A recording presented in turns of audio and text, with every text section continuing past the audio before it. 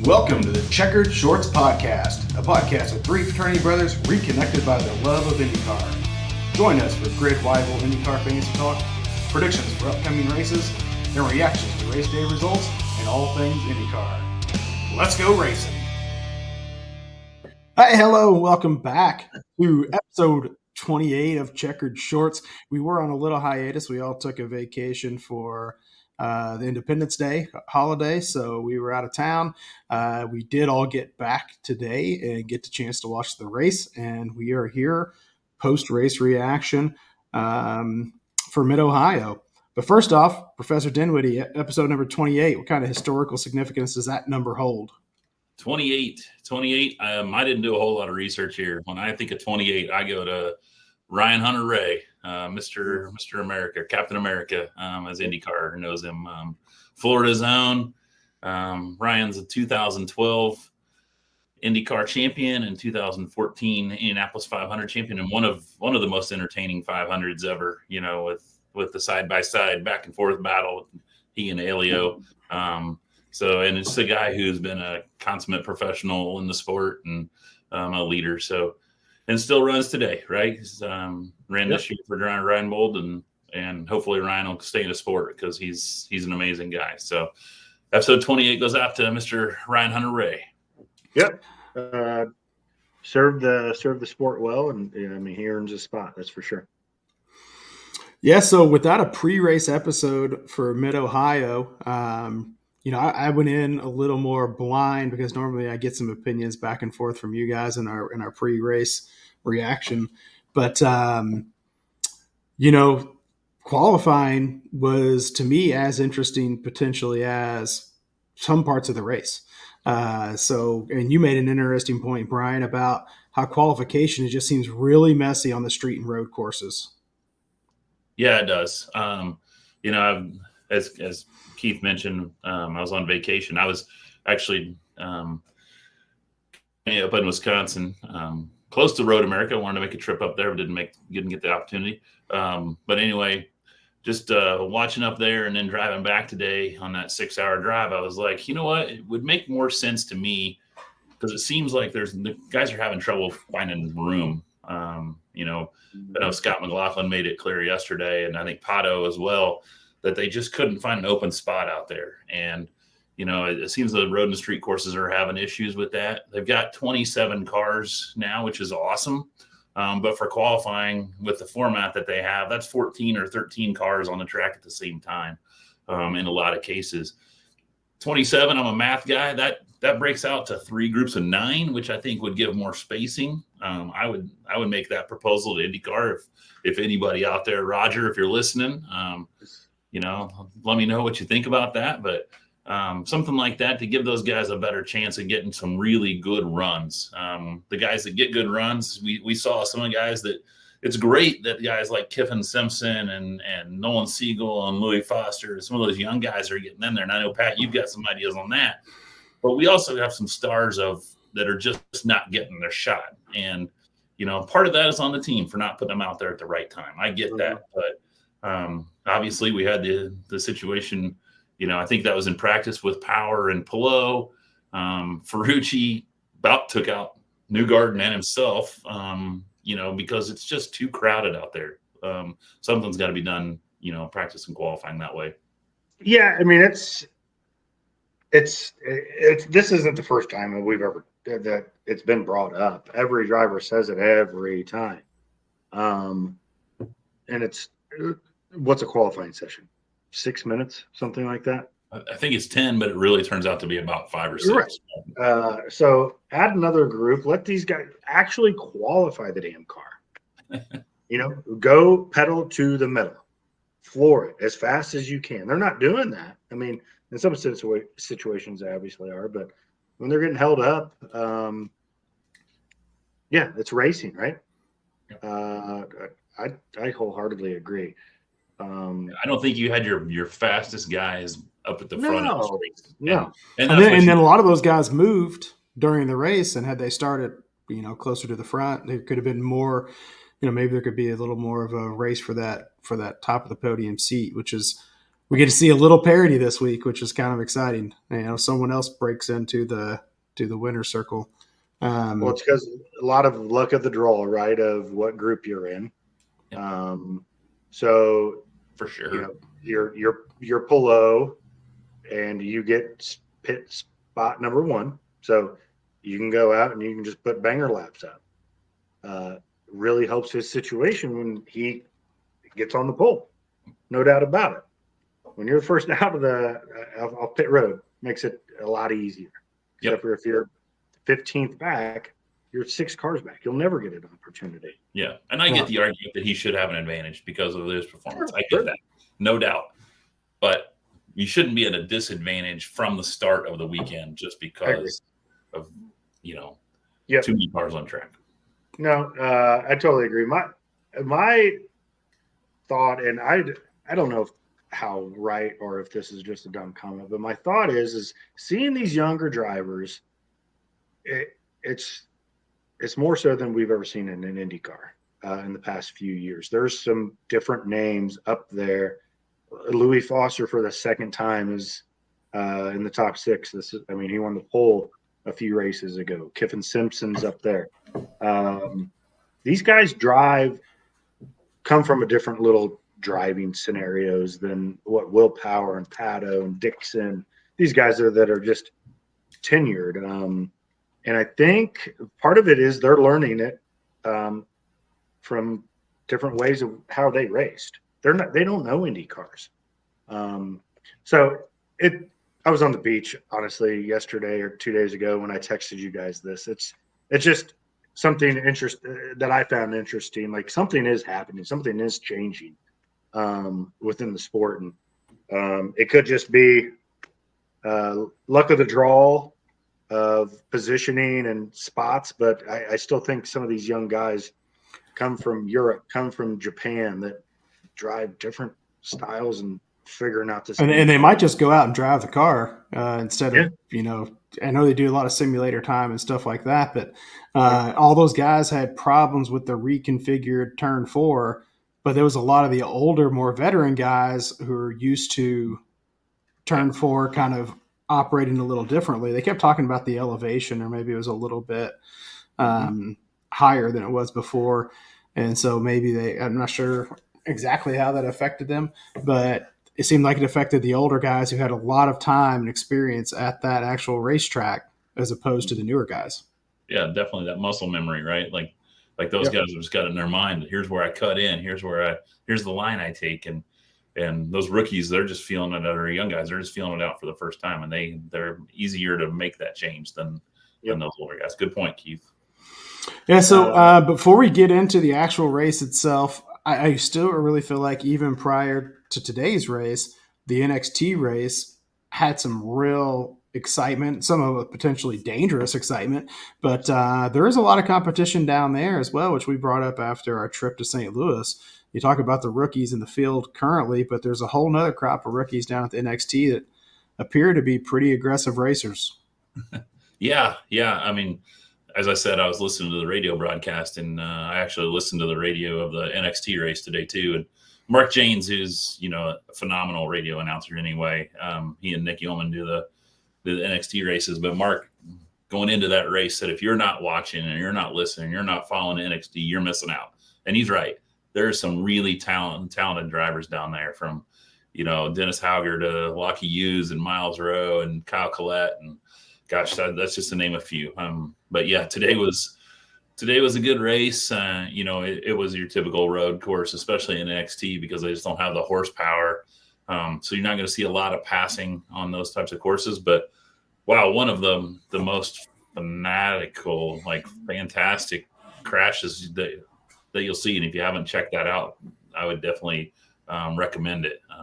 Crazy. Yeah, it was side-by-side racing.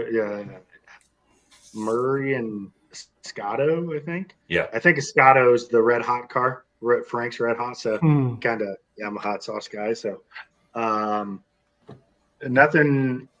I think Escato kind of got pushed out, and Murray was, I think, following the leader. But anyway, flipped over, up on his end, everything like that. It was I actually was watching it live. Don't watch all of them live, but I was watching this one live, and Escada went end over. He didn't flip, but he definitely got up on his nose. And replay of Jack Harvey and Kevin Lee didn't see that until they replayed it after that. And Jack Harvey was like, "Oh my god, he went on his he flipped like type of thing." So it was cool. Everybody was safe. AMR obviously was right on it, but these young bucks, man, they don't care. They're running for positions and they're running for the next step. So there's some of that even on these ovals that we'll see in Iowa will lead to that. But these guys are racy, man, really racy. Yeah, I think, I think it was track dude Michael Young that described it as cartwheeling. Yeah, that's pretty good. That's a perfect way. And you like it became within inches of hitting the flag stand. Mm-hmm. I felt for that guy, like, and I saw in the video, he didn't even know what was going on. Like, he almost lost his life getting wiped out. And that was a crazy wreck. A cartwheel is a perfect way to put it. Very perfect. But no, keep following NXT. It's good racing. It really is. Yeah, and then getting into the main event, and I don't want to say that it was a snooze fest throughout. There were parts, but I will say it might all be Ray Hall's fault, because that might have been the most uninspiring "Gentlemen, start your engines" I have ever heard. That's why you don't ask team owners to do that, right? Because they're not going to get fired up like a celebrity does. So yeah. Who's in Ohio? I thought about on that. I will agree to that. I did think about this. I was like, all right, who's an Ohio celebrity? My mind went to LeBron James. Obviously, he's not going to be there. So we need like a B- Ohio celebrity that could do it. And I was like, drawing a blank. I'm like the co-host of the guy from the Pat McAfee show. AJ Hawk. Yeah, AJ Hawk. Get him in there. Yeah, okay. Ryan Day. I mean, it's near Columbus, right? Like, wasn't Ryan Day not available?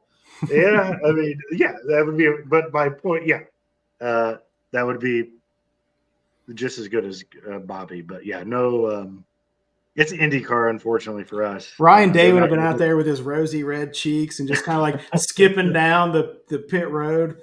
You know, he's Gentlemen, more. Start your engines. We need to work on that. But great point.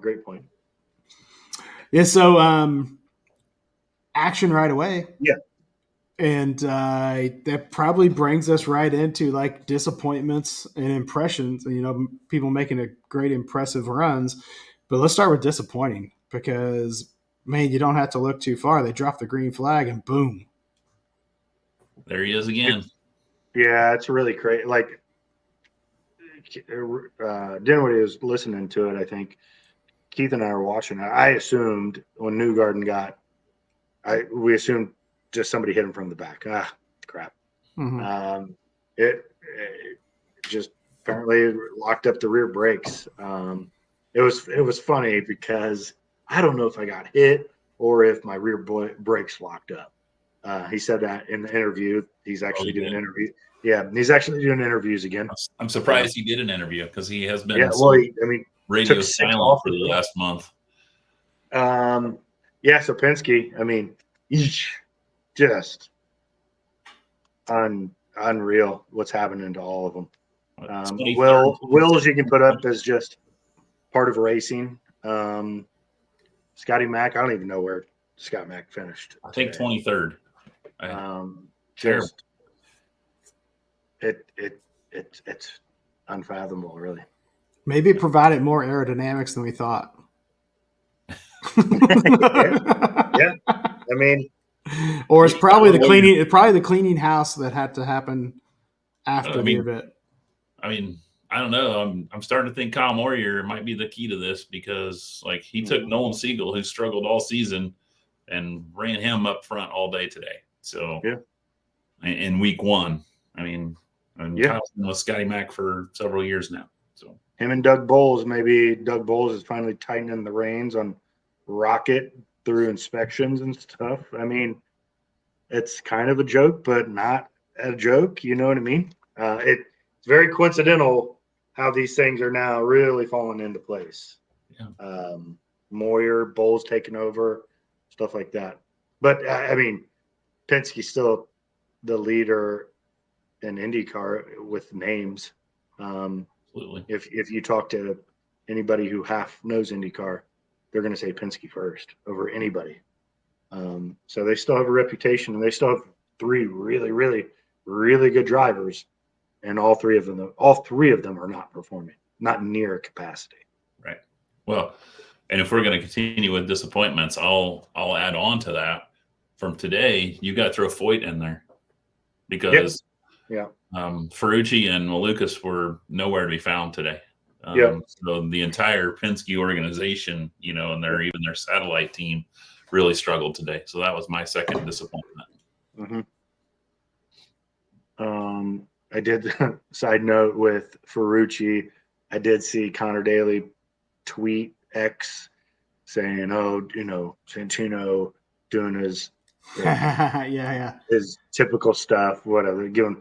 But Santino still beat Connor by like 3 or 4 spots after getting a 3 grid penalty. So side note, but yeah, no, I had Ferrucci in my fantasy, was hoping, but I shoved him better. Like his time's coming. Well, I'll throw this one. I know I've already kind of jumped on 2 here, but I think when you get an opportunity, you've got to say that you're disappointed in Polo. Like he had the race won, and just himself threw it away today. So I don't think we can ever put him on this list, but today I'm going to put Alex Palou on my disappointed list. So I assume that he was on the top of his own disappointment list. So. Sure.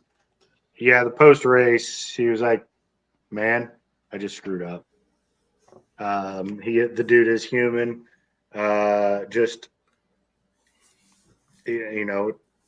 We would all probably do the same thing. I've been leading for so long, like just daydreaming. I mean, that's what, when he did it, I was like, the guy has to just have been daydreaming for a second and then just totally lost it. That was a big slip up. Mm-hmm. It wasn't just you got a little bit squirrely. He had to get out of the throttle and everything. But no, the kid's human. Still came home second, almost won the damn race. If it wouldn't have been Dixon, I think he does win the race. Yeah. That used his expertise to hold him off. A couple more laps, he probably would have had him, I think. But who impressed? I mean, I think just like you mentioned earlier, there's a lot of guys that are making some hay in these races that you don't expect to see finishing on top of or in front of all these, marquee veteran guys. Yep. Colton Herta had a good run today. After not performing so well. Marcus Armstrong is like finishing the same spot he always finishes. He's always just right there. I thought Renus kind of made up a bunch of ground early and then held on late. And then I got to see his beautiful boxing wife run out on the course and give him a big hug. So, that made my day for him. He started second to last, finished 9th. Like for a Dale Coyne car, nothing against Dale Coyne. They just don't have the parts, the engineering, the cars that all these other teams do. That's huge. And Renus is, just easily showing why he should be in these top 3-4 teams. There's got to be a sponsor out there for him now. There has to be. Has to be. I know that's the reason he's not at the big team, but come on. Yeah. Somebody's got to be looking now at this point. Yeah. He's nothing against Dale Coyne, but you don't put that type of car in the top 9. Connor Daly can't do it. There's a lot of guys, not to shout out Connor, but there's a lot of guys that cannot do what VK has been doing with that car. Yeah. I know we mentioned it, but mine, and I've been a critic of his, is Kiffin Simpson. He's starting, this is 2 or 3 races in a row where he has really shown what he's got. And I get he's in a Ganassi car. I get that that's part of it. But he's showing that when he's given good equipment, he can put it up front. And he not only qualified it well, but stayed there all day today. and really battled with those guys. So congratulations to Kiffin on a good day. Yeah, essentially he was just on the other strategy, right? Him and Siegel both. I mean, they both had good runs and ended up in the 10 and 11 or 11, 12, somewhere there. But I think they just ended up on the wrong strategy. Mm-hmm. Yeah. Kiffin had a little slip up there. I think he lost 2 or 3, maybe 4 spots. But I mean, that's all in the pits. That's right. That's part of just being a young dumb driver. Learn your few more years that would never happen. I mean, it's happened to the best of them. So, Kevin, I think, was great. Nobody else really stands out. I mean, Lundgaard shows that on street courses and on road courses, he's going to challenge you every time. Just like I thought at the start of the race, it kind of made it interesting with Palou where he stayed close enough where you're like, okay, he just didn't run away. Yeah, I don't know. I think he also fell a little victim to some issues, I think, with the strategy. Yeah. I thought you mentioned Marcus Armstrong, but I thought Meyer-Shank altogether today. Rosenquist was really, really solid. I know we were kind of worried after what happened down at Barber with that bad crash, like what he would do on road courses. And the last 2 weeks, he's been right there. So congratulations to Felix. And I think Meyer-Shank, they're not obviously proven to win a lot of races, and that's okay. I don't think they're expecting to win a lot of races. There's going to have to be some circumstances, and they have good drivers that can win. Some different strategy calls to where these guys are going to start getting a little bit lucky and earning their, first, second, third podiums a little bit more regularly, I think. I thought it was really cool, too, that Felix had the Ozzy Osbourne sponsored car. And yesterday, my son, actually, he's a bit of a heavy metal guy. So he even goes back to the old stuff. And so they had a big pay-per-view where it was Black Sabbath's last concert. And all day long, it was a bunch of the heavy metal bands would go up and do a 3-song set and then play one of their, play a Black Sabbath song and play 3 or 4 of their own. And so it was an Ozzy Osbourne weekend for me, I guess. I was flipping back and forth and watching both. Nice. Yeah, those 2 are steady eddies from Meyer-Shank. Yeah. Let's keep him there, and then let's get a win or 2 out of him, I think. So let's go. Let's head off to the Kelly Landscaping pit of the week. We're going to close out the episode with this. I know there's some people that we can put right up there. I'll go ahead and nominate Kiffin Simpson. Not only did he stall his car, he played footsie with a guy in Renus's right there, ran over the back end of his foot. Looked kind of scary. It was worse, not as bad as it appeared. The guy stayed on target and did his job and got his tire changed. But it's funny you say that because I'm watching the replay right now and I just I haven't seen it because it was while I was in the car. That was wicked. The coolest thing about that was VK's tire changer didn't miss a beat. No, he just kept on going. Like he might have got his big toe ran over, and that's it. But the dude didn't miss a beat changing the tire. To me, it wouldn't be the weight. It would be it trying to grab traction. And, you think it could really tear at your feet, twist your toes, something. But they showed him over the wall getting checked out. He was giving the thumbs up, saying he was good to go. So, but it definitely slowed down Kiffin Simpson. And I think that because he came in contact with someone from another pit crew, he had to forfeit a couple spots or do a drive-through. I think he had to do a drive-through. I think that really affected him and his placement at the end. Yeah. Who do you have over there, Brian? I'm going to go with Rasmussen. Come on, Ed. Like, put some gas in the car. Like, and if you don't put gas in the car, don't send him back out there. Like, my goodness, it's 2.5 miles around there. You didn't have enough gas to get him back, so didn't put any gas in the car. The guy's having a great race. Like, he's done what he's done for the last several weeks, moved up. He's running. If he's not top 5, he's top 10, really moving up. And then the next thing you know, he's slowing down and stops on the track. So and then come to find out the fueler didn't work and didn't get any gas in the car. So there was an outside nominee I heard for Colton Herta. Shocker.